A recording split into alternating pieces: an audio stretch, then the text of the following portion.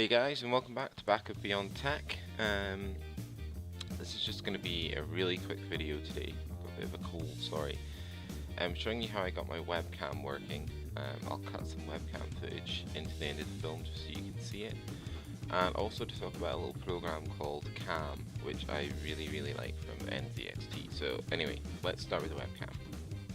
So you need to go to your system tray. And there it is. Let's open it up there. Let's just go to quick capture first.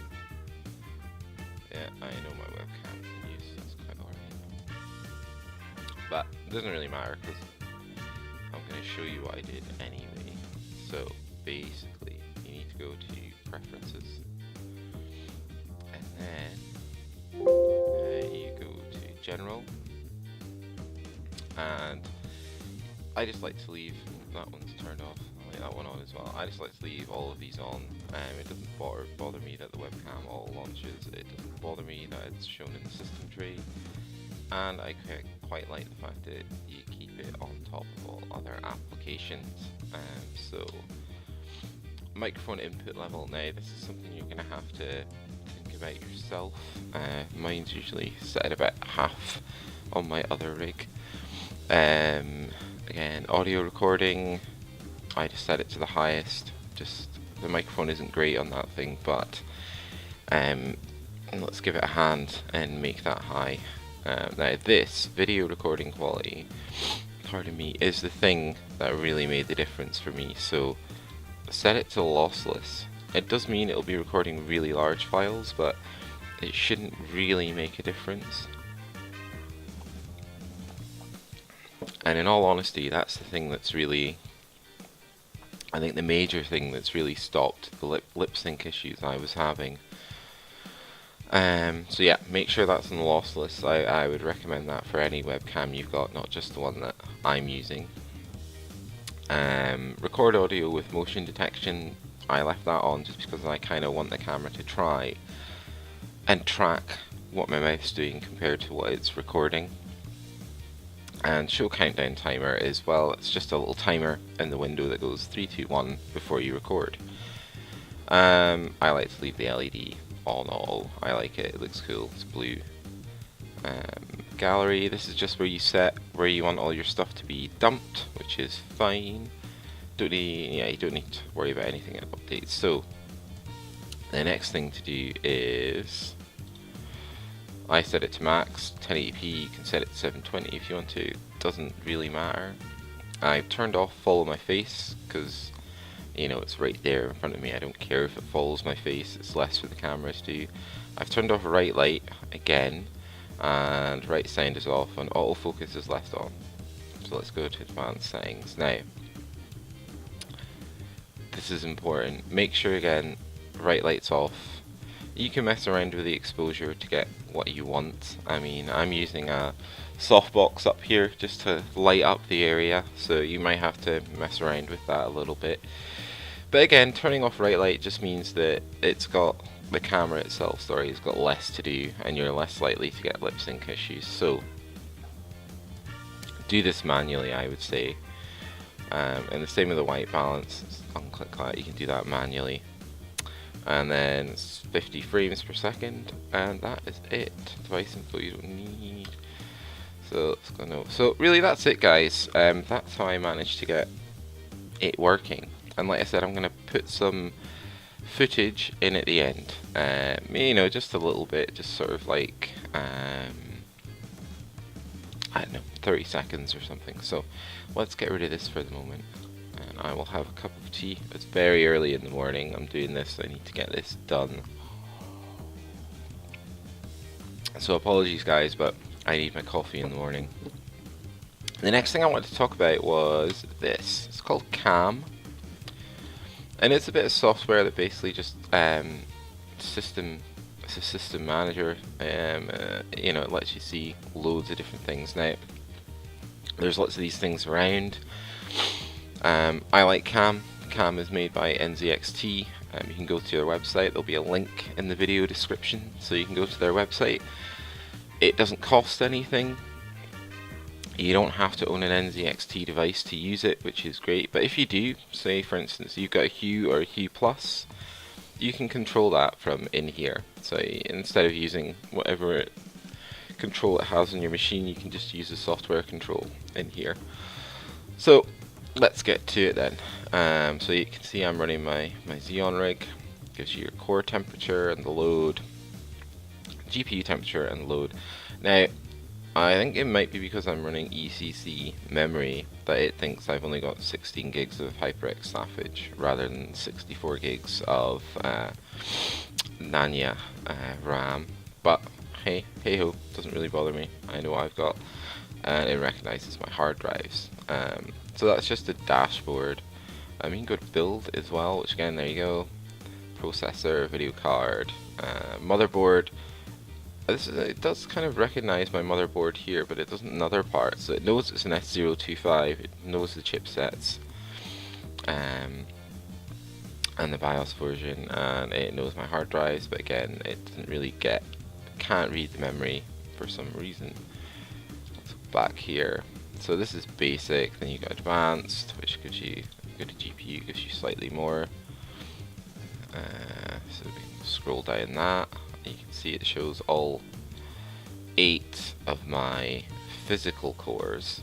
It doesn't show the logical ones as well, which is a bit annoying, but it doesn't really matter. And again, you can get some more info on your GPU or your CPU, so you can set this to hour, day, week, whatever you're looking at. It doesn't really matter, I've just turned on, so you can see the temperature's crept up a little bit.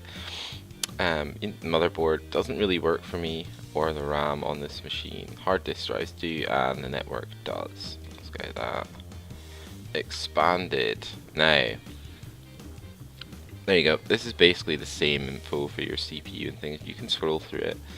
It gives you your current temps, minimums, maximums, and your core clocks and multiplier, bus speed. Let's scroll down. So yeah, there we go. Same for your GPU. And again, I'm gonna have to figure this out. This motherboard thing, why I can't read it. Because HW monitor can read it, so that's what's kind of odd. Anyway, that's not a problem. But yeah, it's pretty much the same thing, just expanded. Then you go specs, gives you your spec as you would expect, which again is not really, yeah, you know what it is. You don't need to go and look at that too much. Top apps, I like top apps, so you won't notice it now. But normally, if you, like for instance, if I've been benchmarking, it will list the apps I've been using. So I've been benchmarking games or something like that. It's really good because then you can match up your temperatures and things like that really accurately to what game you were using, basically. And also, I've used this to, like when I was benchmarking Battleborn in the previous video, I just left the game running. And I left this running just so I could see when the temperatures leveled out, so I knew the game had kind of bedded in a little bit, and I was going to get a fair comparison between two machines, basically. So it's really good. I really like it. So let's go back to dashboard and basic. Now, you can do this, make it bigger. This is how I tend to look at it, and this is why I think it's really good. So you can just grab that, go through your CPUs, which is really cool. I like it a lot. Just do. And similarly with your GPU, I usually have this stuff set at hour, especially when I'm benchmarking. So again, you can go along here, on there, and it'll tell you top apps that you use. And that's, like I said before, that's really good for me. If when I'm benchmarking multiple games, you don't have to kind of continually write things down or go back and look at things immediately. It's like it's all here, it's all recorded. I can squiz through. I can make that one size easier. You can squiz through it. You can go, right, what was I using? So you go along here and you go, all right, okay, cam client, right, cool. And or you know, in the case of Doom, that's why it's going shot straight up. You can do the same with your GPU. So I really like this, guys. The orange color, I just like orange. It's one of my favorite colors. You can set it to anything you want. But yeah, so I think this is great. I think it's an awesome bit kit.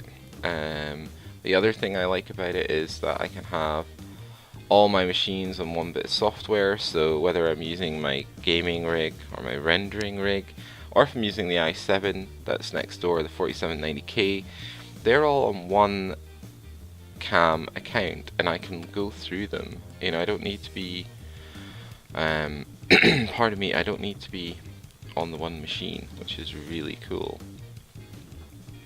You know, I don't need to go to that machine to have a look at those results. They're all listed, so I can click between them, which is pretty neat for me, because you know, I do things on the i7 next door, even though it's not technically my machine, but it's on a good platform if I want to get a more kind of up-to-date view of something, because unfortunately the old gaming rig is aging. I'm quite looking forward to Zen, and the rendering rig, you know, there's so much stuff in there, I don't really like taking things out of it. So I'm going to get rid of this now, guys, make it small. So that's really it, guys. And there you go, like, you know, so you can go to manage computers, you can see all my PCs basically. So yeah, video. This is well, not video, sorry. I just woke up. So that's it for this video. So the first part, really going over the webcam and showing you how to get that working. And I think there are two things that you really need to do. I think you need to turn off right light, definitely turn right light off, and you need to set your video quality to max. And I think even just doing those two things, you're going to get a better experience, I would have thought. So definitely do that.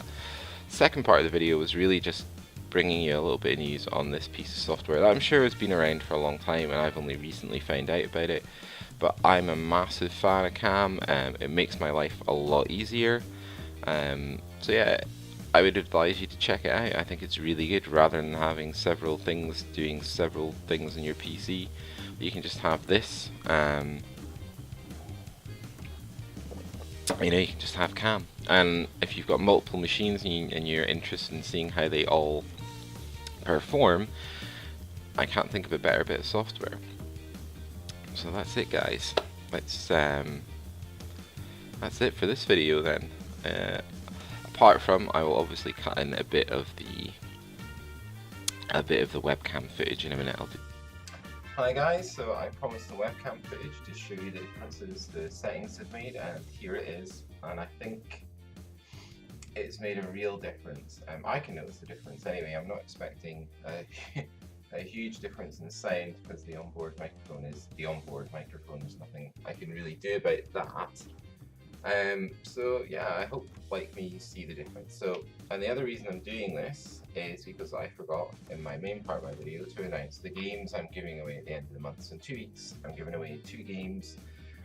So again, just to go through things, to be in with a chance of winning, you need to subscribe. Make sure your subscription settings are public so I can see you, because I'm just going to pick 2 people at random with a random number generator at the end. Okay, so anyway, without further ado, the games I'm giving away are 1, Duke Nukem Forever, which is a classic. It's fantastic, it's so good.